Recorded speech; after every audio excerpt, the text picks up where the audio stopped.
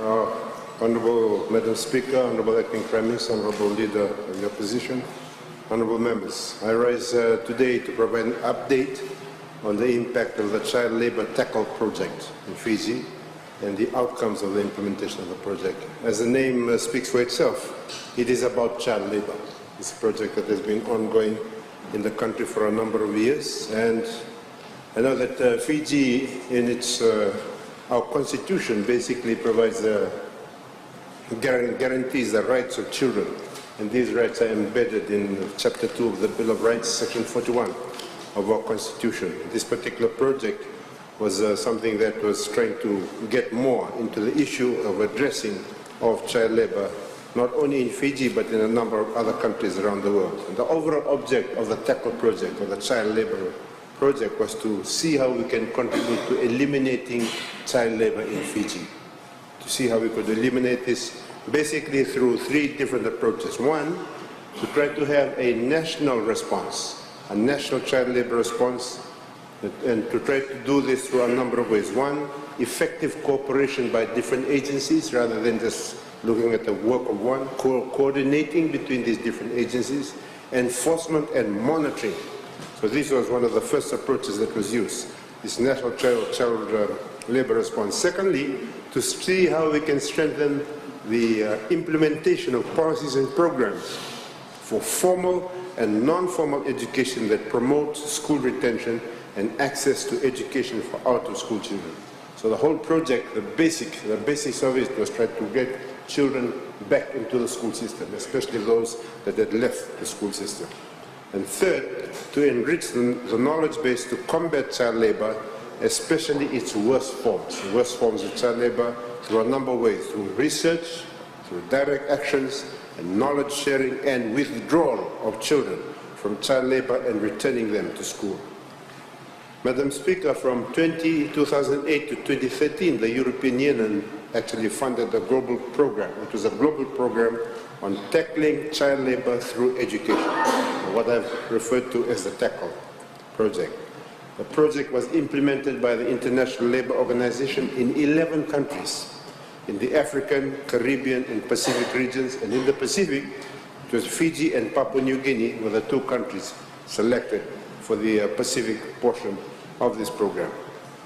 And through the project, it ensured the timely implementation of child labour program and awareness in implementing countries for reduction of child labour cases, including the worst forms of child labour. Now, how was this achieved?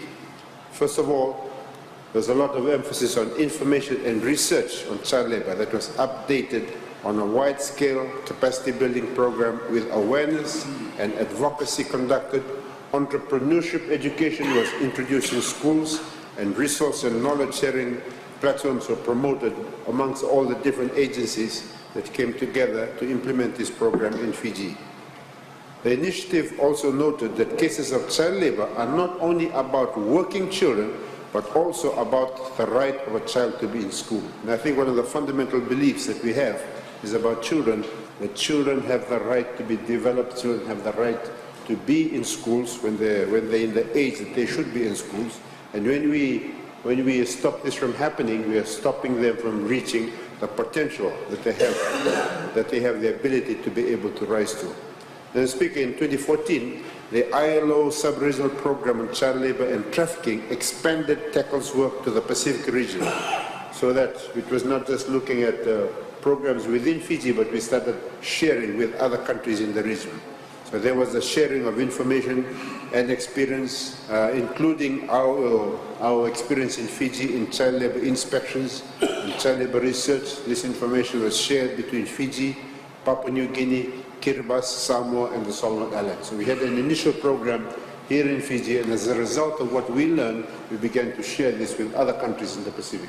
Because we know that child labour is a problem also in a lot of our smaller island countries around the Pacific. In February 2015, the ILO and the European Union, in partnership with the Ministry of Employment, Productivity and Industrial Relations, the Ministry of Education, the Fiji Bureau of Statistics, the Fiji Police Force and Social Welfare Department, Fiji Trades Union Congress and the Fiji Commerce and Employers Federation and other stakeholders launched a second phase of this child labor program, which we call Tackle 2. This was implemented in Fiji over a 24-month period and ended on 28 February 2017. Madam Speaker, through the labor reform process, the Employment Relations Act came into full force from the 2nd of April 2008. This law, the Employment Relations Act, provided very clear guidelines and provisions in terms of child labor and also criminalized the employment of underage children.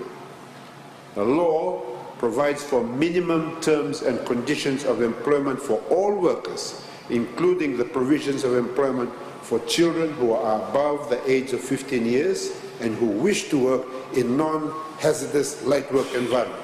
Because for children between the age of 15 to 18, they can only work in that kind of environment. It's non-hazardous and it is light work. Our Constitution also guarantees the rights of children and the right of education for every person.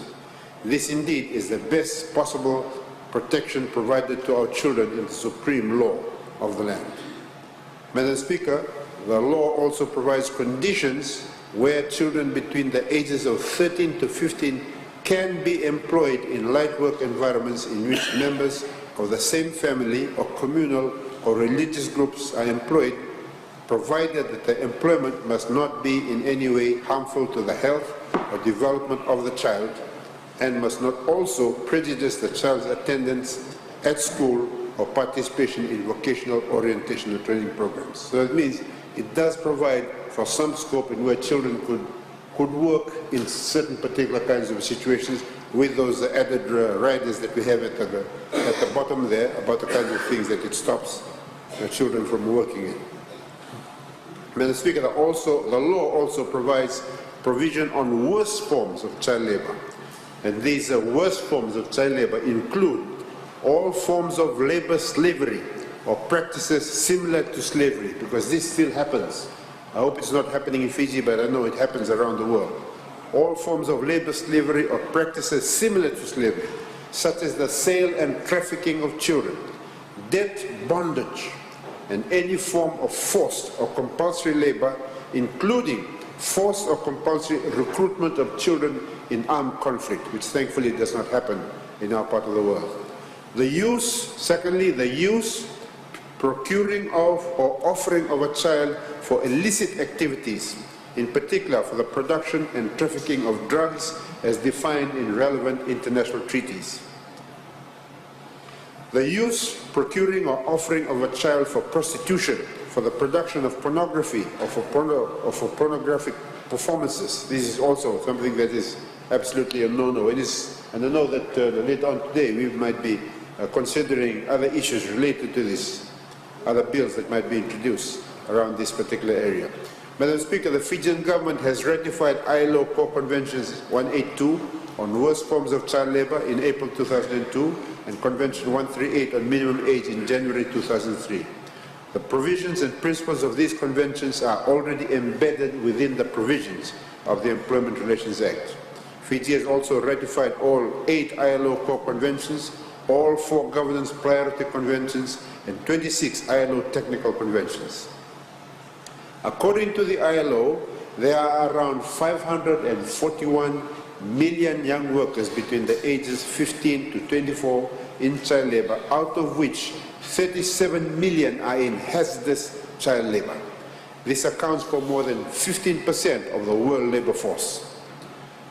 This is something that calls for global action to eradicate child labor and support Sustainable Development Goal 8.7 on ending all forms of child labor by 2025 and SDG Goal 8.8 on safe and secure working environment for all workers by the year 2030. Madam Speaker, through the establishment of a robust labor inspection system on child labor within my ministry from 2011, my ministry has investigated a total of 200 child labor cases to date and has withdrawn these children and returned them to the various schools so the efforts of the Interagency Committee on Eradication of Child Labor. And as I said, that includes the social welfare, the police department, the provincial administrations, district offices, All of these working in tandem to identify children that are working, that should be in school, and working together with the Ministry of Education to take these children and place them back into places of education. From 2011 till to date, my ministry has trained school teachers, police officers, sugarcane farmers, Fiji Sugar Corporation field officers, community leaders and labor inspectors on child labor awareness and monitoring programs. The Labor Standard Services of my ministry is responsible for the enforcement and withdrawal of children from child labor, and through the ILO Tackle project, we have implemented a robust child labor database that captures and profiles cases of child labor and the withdrawal of children from child labor who have been returned to school. The ministry has also successfully prosecuted one employer, for employment of a child, and the employer was convicted and fined $8,000 for that particular offense. Madam Speaker, a child who's 15 years and above can be employed in light work and non-hazardous work after school and during school holidays, where the parents or the guardians must provide written consent to the employer authorizing their child to be in employment. The child must be paid the minimum rates of pay as stipulated under the Wages Regulations Order. A child must not be employed for more than 8 hours and must be given 30 minutes paid rest. No child shall be employed during school hours. As part of the continuous improvement and labor reform process, my ministry has also implemented the Hazardous Occupations Prohibition for Children under the 18 years of age Order 2013. This order prohibits work which is hazardous in nature and can be harmful to the health and safety of children. My ministry, with the assistance of our interagency partners, including the Ministry of Women, Children and Poverty Alleviation and the Fiji Police Force, is continuously creating awareness to all workers and employers in the area of child labor and ensuring that no child is in child labor and every child is given the universal right to education. The Fijian government has committed a total sum of $964.5 million towards the provision of quality education in the 2017-2018 national budget. And this is a massive investment towards our children and young persons to ensure that we can provide them the best possible guidance and education for all Fijians. Now we know that children have access to education from early childhood to tertiary, even they are given assistance for transport, for food in the morning, textbooks and so forth, to try to make sure that we can remove the barriers that have stopped children from participating in school. Also, because we know a lot of the children that have ended up in child labor is because they don't have anybody to look after them, there's nobody to perhaps pay for the bills, so the children are expected to go and sell things for the poor, their grandfathers or their guardians at home. And because of that, the government over the past few years has invested a lot in the safety net to ensure the most marginalized in our society to have a lot of their needs taken care of. And you've heard recently in the past in Parliament about the subsidy we have on things like water and electricity, free medicine, social pensions for the elderly. A lot of the young that we find that selling roti or sasa brooms around the place, when you go and talk to them, we find that they are living with their grandmothers or their grandfathers. So we need to be able to provide the things, to provide some things to their elderly grandparents so that they can sustain themselves and allow the children to go to school.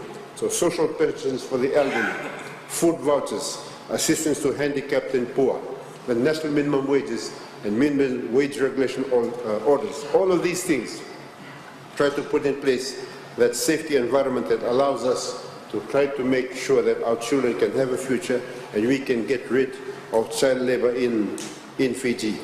And I think all of us in Parliament have a role to play in this, and all of us, all listeners in Fiji, we need to all join hands together to try to eradicate child labor in our society. My ministry, together with our tripartite partners and the International Labour Organization, will be celebrating World Day Against Child Labor on 12 June 2018 with the theme, Generation Safe and Healthy. And I invite all of you to celebrate with us for the benefit of our children and the future generation of our country. Thank you, Madam Speaker.